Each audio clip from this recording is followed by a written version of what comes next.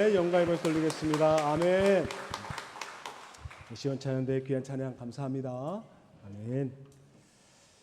교회 직분에는 크게 항존직과 임시직이 있습니다. 이 항존직의 의미가 뭔가 어떤 사람이 받은 직분이 영원하다 이런 뜻이 아니고 교회에 있어서 교회가 존재하는 한 그 직분이 영원하다라는 의미로 항존직입니다.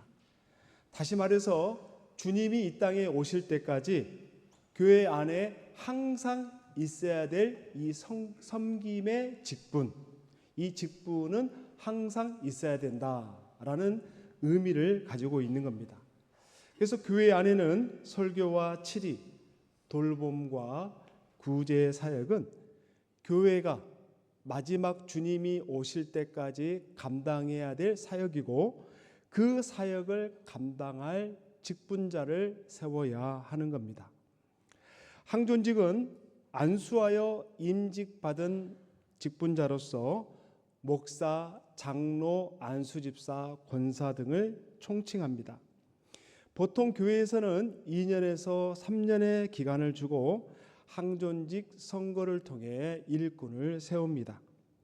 교회에 오랫동안 성실하게 출석했고 또 봉사와 좋은 성품으로 여러 모양으로 많이 섬기는 사람들을 뽑아서 일꾼을 세우는데 안수집사와 권사는 출석 교인의 과반 이상의 득표를 얻어야 되고 장로님은 3분의 2의 득표를 받아야 장로직을 감당할 수 있습니다.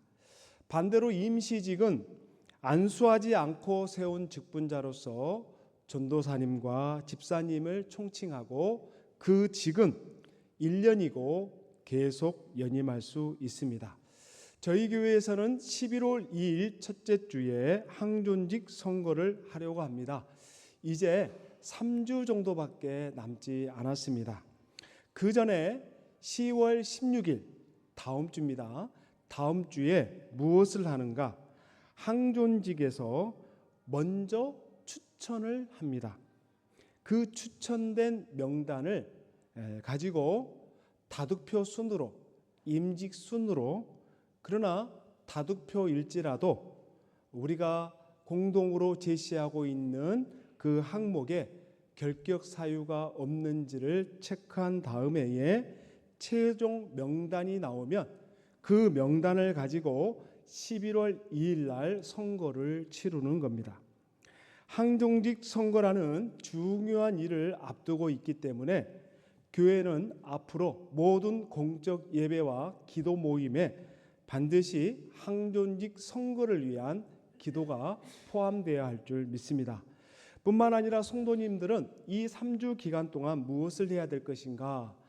계속 기도할 뿐만이 아니라 신중하게 누가 우리 교회의 장로님이 될 것인가? 안수집사님이 될 것인가? 권사님이 될 것인가를 잘 살펴서 당일에 혼란 없이 합당한 일꾼들을 잘 선출해 주시기를 바랍니다. 일반 사회에서도 고위 공직자 임명에 앞서서 항상 청문회를 엽니다.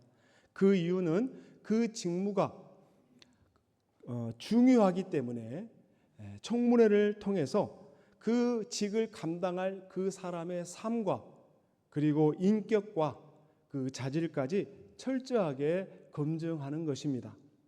교회도 마찬가지입니다. 교회는 하나님의 뜻을 이루고 거룩한 공동체를 바르게 세워가야 하기 때문에 직분자를 세우는 일에 신중할 필요가 있는 겁니다. 오늘 말씀의 제목이 무엇인가? 하나님이 쓰시는 일꾼입니다. 하나님이 쓰시는 일꾼. 디모데전서 3장의 말씀을 통해 하나님이 쓰시는 일꾼의 모습이 무엇인지를 오늘 발견할 수 있기를 바랍니다. 첫 번째로는 교회 직분을 사모하라입니다. 다 같이 한번 읽겠습니다. 교회 직분을 사모하라. 1절에 보면 미쁘다 이 말이요 곧 사람이 감독의 직분을 얻으려 함은 선한 일을 사모하는 것이라 함이로다. 사람이 직분을 얻으려 하는 것은 선한 일을 사모하는 것과 같다. 직분을 사모하는 것. 장로님이 되고 권사님이 되고 안수 집사님이 되고자 하는 그 마음을 품고 있는 것은 선한 일이라는 거예요.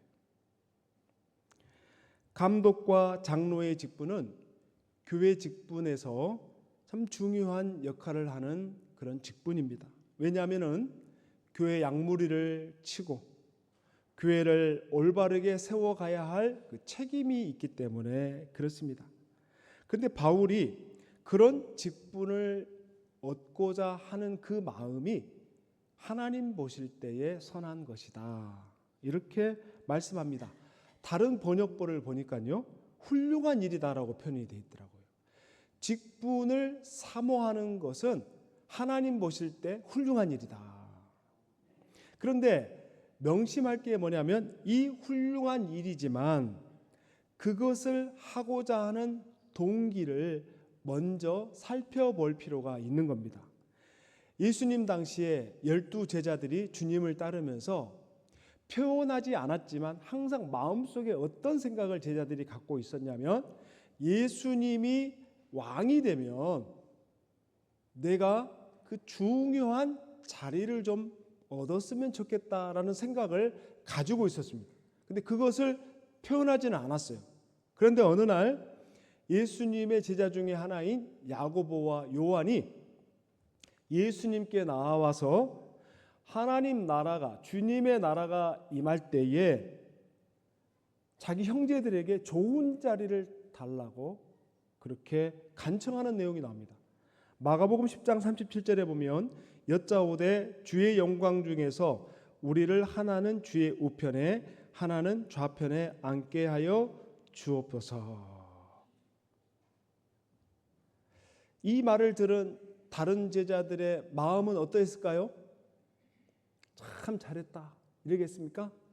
아니면 분노했겠습니까? 분노했죠. 먼저 선수를 친 야고보와 요한을 향해 분노했다 성경이 나와요.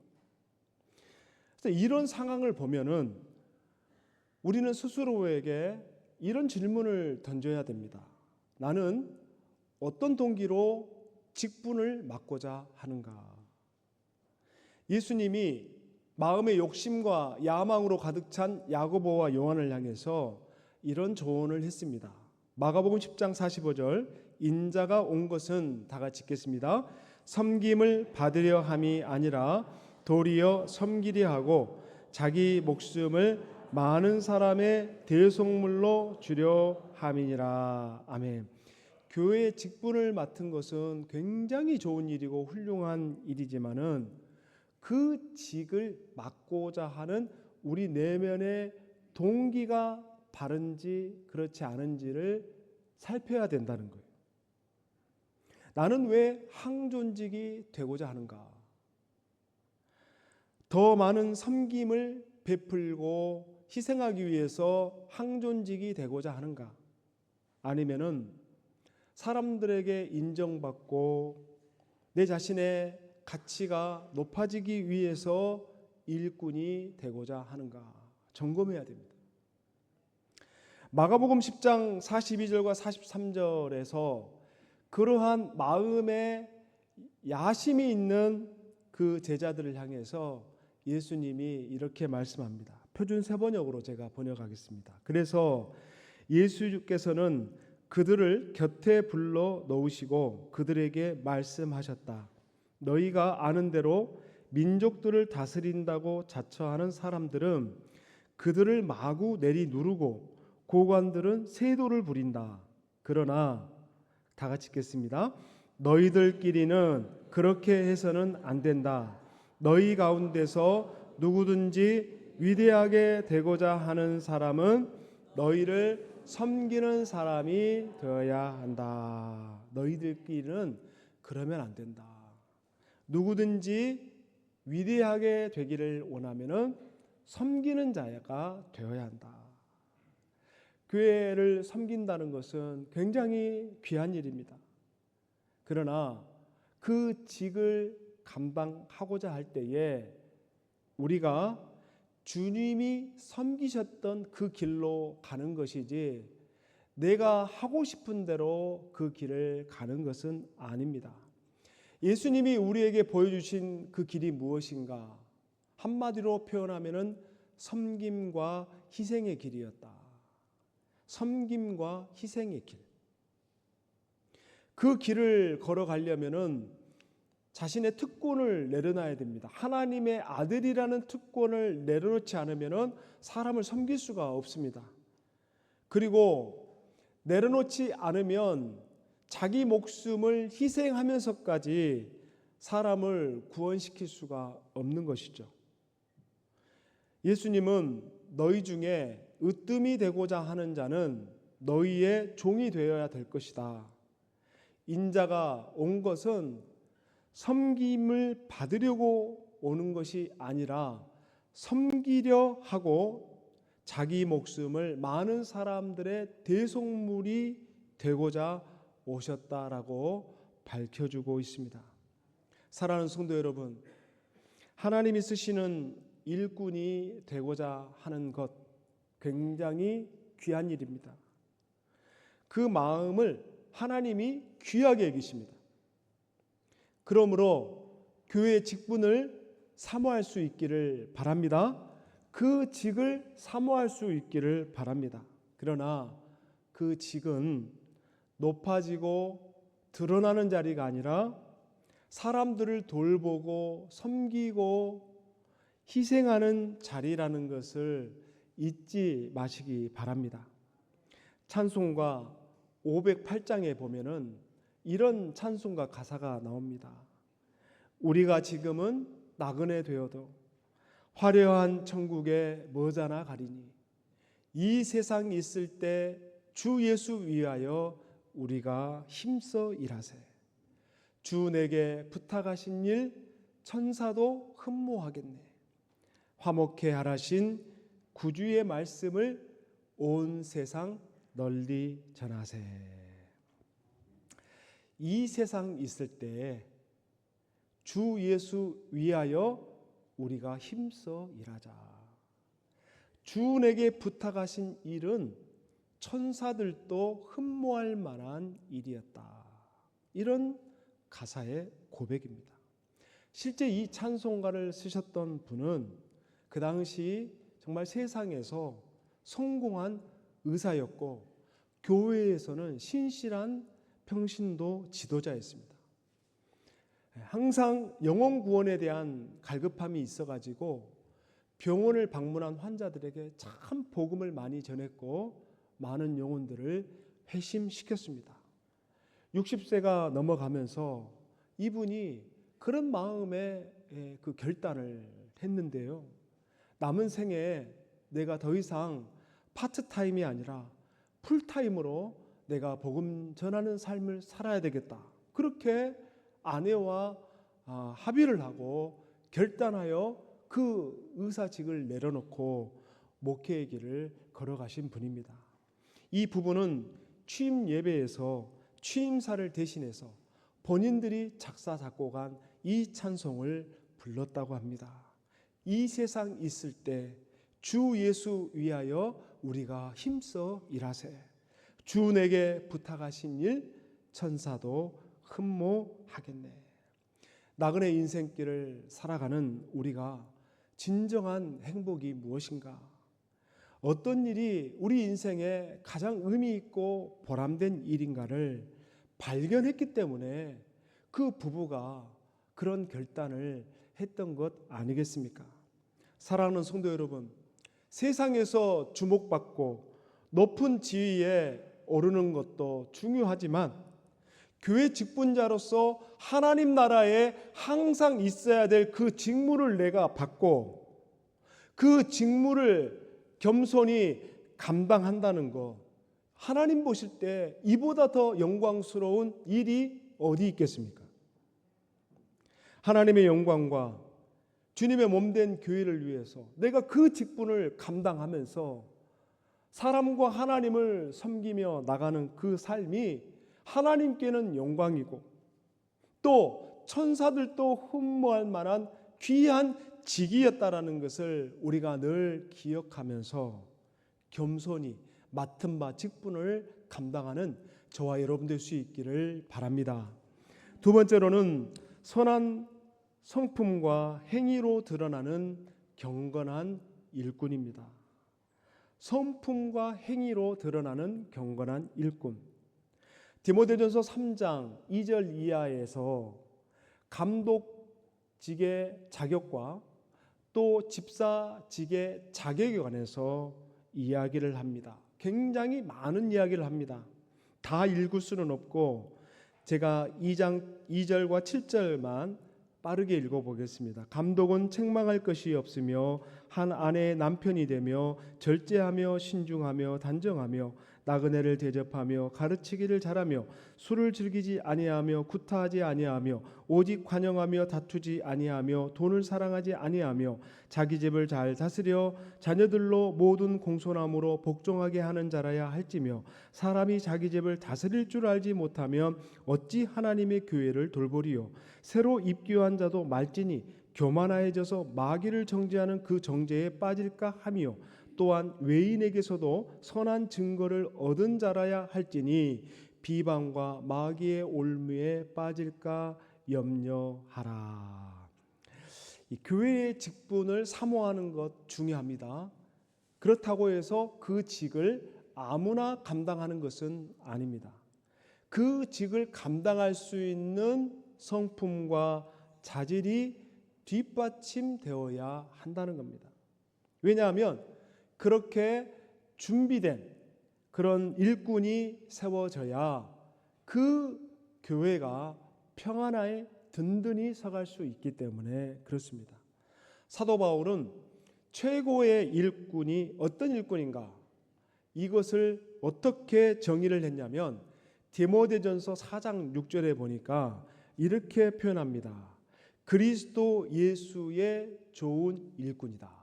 사도 바울이 정의한 최고로 좋은 일꾼은 그리스도 예수를 닮은 일꾼, 이렇게 정의를 하고 있습니다. 여기 일꾼이라는 단어와 디모데전서 3장에서 말하고 있는 이 집사의 단어가 같은 단어인데요, 디아코노스라는 단어입니다. 이 디아코노스라는 단어의 뜻이 뭐냐? 섬기는 사람이에요. 섬기는 사람. 일꾼은 뭐하는 사람인가? 섬기는 사람이에요. 집사는 뭐하는 사람인가? 섬기는 사람이라는 거예요. 이런 관점으로 보면은 최고의 집사님은 누구였겠습니까? 예수님이죠. 섬김의 관점으로 보면은 예수님만큼 섬기는 사람이 없었거든요.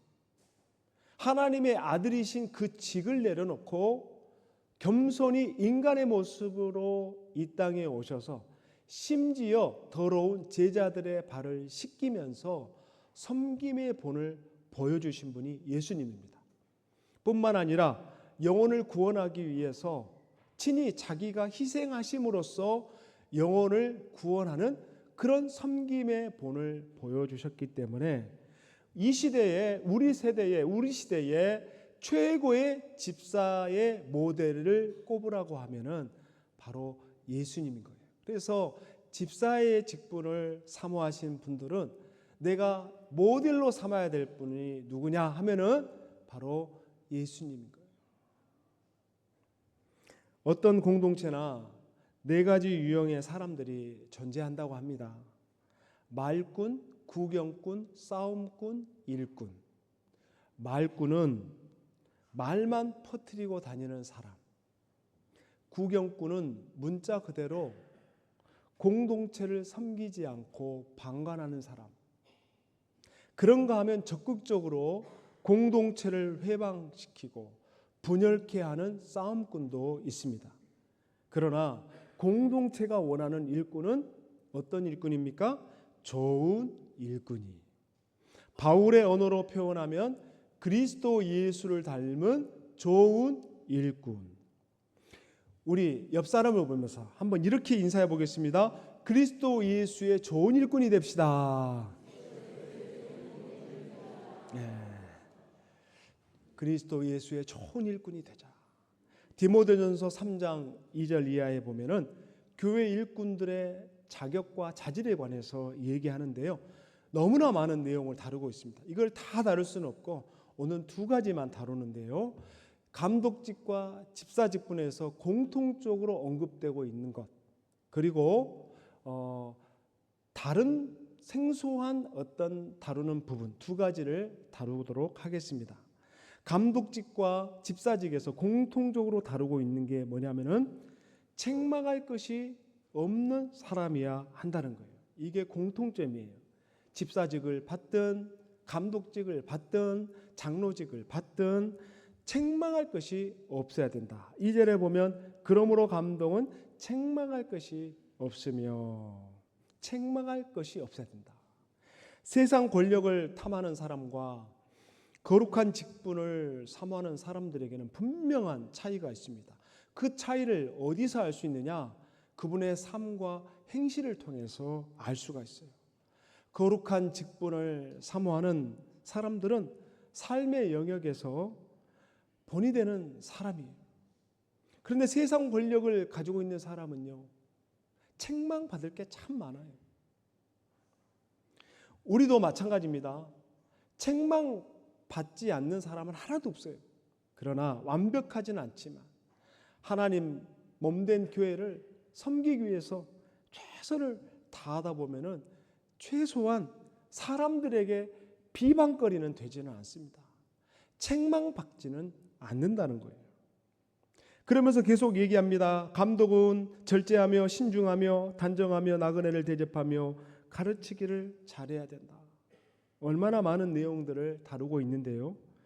이 감독의 직분, 다시 말해서 목회자와 장로의 직분을 얻으려고 하는 분은 두 가지의 영역에서 준비가 돼야 됩니다. 하나는 기능적인 영역하고 또 하나는 인격적인 영역이에요. 기능적인 영역이 뭔가 하면은 나그네를 대접하며 가르치기를 잘한다. 장로직을 사모하시는 분은 기능적인 영역, 사람들을 잘 가르치고 리더십을 발휘해서 그런 행정적인 역할들을 잘 완수할 수 있는 그 행정력과 리더십이 있어야 돼요. 그런데 집사직분의 자질을 보면은요, 기능적인 것은 없어요. 다 인격적인 영역이에요. 그러니까 집사님과 권사님이 되기를 원하는 분은 기능적인 부분은 좀 못해도 괜찮아요. 성품으로 섬김의 본으로 잘 섬기는 마음만 있어도 권사님과 안수 집사님은 충분히 될 수 있습니다. 그러나 장로님이 되기를 원하시는 분은 인격적인 부분에다가 플러스 기능적인 역할을 하셔야 돼요. 가르치는 것, 리더십을 발휘하는 것, 맡겨진 부서에 행정력을 잘 발휘해서 공동체를 잘 세우는 그 행정력도 뒷받침이 되어야 되는 거예요. 그러나 중요한 것은 이러한 다양한 자질에 관해서 이야기를 우리가 읽다 보면은 이 사람이 기능적으로 얼마나 그 일을 잘하는가라는 내용보다는 이분이 일상의 삶 속에서 어떤 모습으로 살고 있는가가 중요하다는 것을 우리에게 말씀해요. 뿐만 아니라 세상 사람 속에서 세상 사람들과 살아갈 때에 세상 사람들로부터 어떤 평가를 받고 있는가, 이것이 중요하다는 거예요. 일상에서 살아가는 그 삶의 모습이 진실하고 정직하면 자격이 있는 거예요. 그래서 우리가 어떤 일꾼을 세워야 되는가? 하나님과 사람 앞에 칭찬받는 사람, 주변 사람들에게 좋은 평을 받는 사람이 일꾼인 거예요. 두 번째로는 우리가 생각해 봐야 될 영역인데요, 모함하지 않아야 한다는 거예요. 11절 말씀 우리 다 같이 한번 읽겠습니다. 여자들도 이와 같이 정숙하고 모함하지 아니하며 절제하며 모든 일에 충성된 자라야 할지니라. 여자 직분을 받는 사람에 한해서 비슷한 항목이 참 많지만 한 가지 좀 차이가 있는 영역이 뭐냐면 모함하지 않는 거예요. 여자 집사님들, 여자 직분을 받는 분들이 유념해야 될 항목이 모함하지 않는 것. 왜 이것이 여성 직분을 받는 분들에게 중요한 영역이냐? 우리가 교회에서나 집에서나 사람들과 관계를 맺을 때에 이렇게 이야기를 주로 많이 하시는 분들이 남자입니까? 여자입니까? 여자가 주로 대화를 해요. 그러다 보면은 이런저런 얘기를 하고 또 그러다 보면은 사람들의 허물, 어떤 사람의 어떤 약점을 집요하게 이야기하고 그러면 그 얘기를 들은 사람이 또 부지런히 그 이야기를 나누고 그래서 여성 리더십을 발휘하기를 원하시는 분들은 이 모함하지 않는다는 것을 잘 유념하셔야 돼요. 그러니까 여성의 리더를 세우려고 할 때 우리가 봐야 될 항목 중에 하나가 그분이 평소에 모함을 안 하는 사람이 어디 있겠습니까? 다 이렇게 만나면은 또 이렇게 하고 다시 하는데 그러나 이 항목이 들어있는 것은 습관적으로 부정적인 이야기를 상대방의 어떤 허물과 약점을 계속해서 이야기하는 것. 이거는 여성 지도자로서의 자질에서 마이너스예요.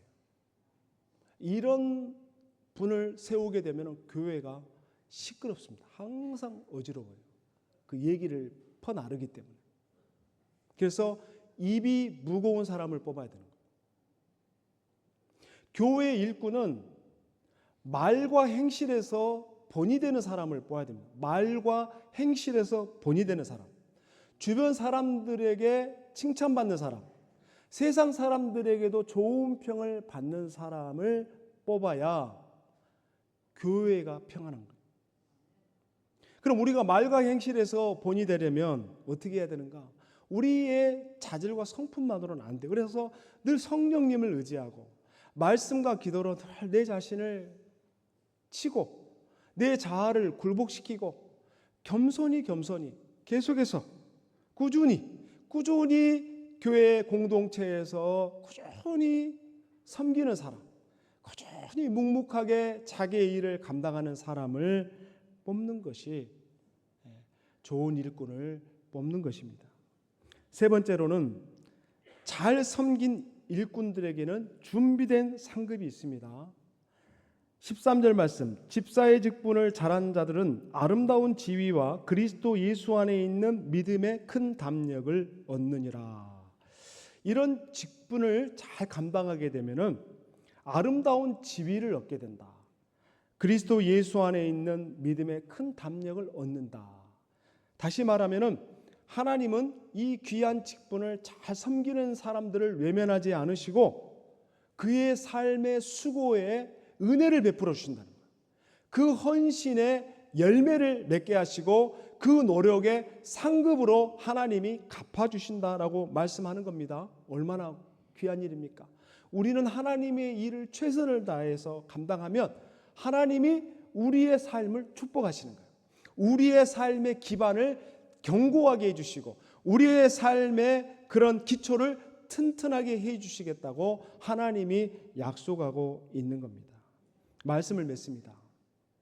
하나님은 언제나 준비된 자를 통해 교회를 세워 가십니다. 직분은 나를 드러내기 위한 자리가 아니라 사명을 감당하는, 섬김을 감당하고 희생을 감수하는 그런 자리입니다.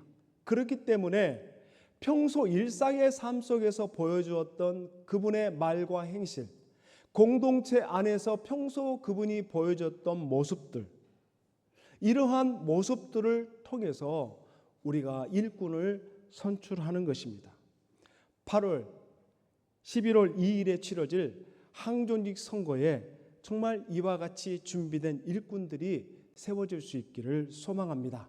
또한 지금 내가 맡겨진 직분에 대해서도 항상 감사함으로 오늘의 일상의 삶에서 늘 겸손히 섬겨나가는 저와 여러분 될 수 있기를 주님의 이름으로 축원합니다. 아멘. 기도하겠습니다. 하나님 아버지 감사합니다.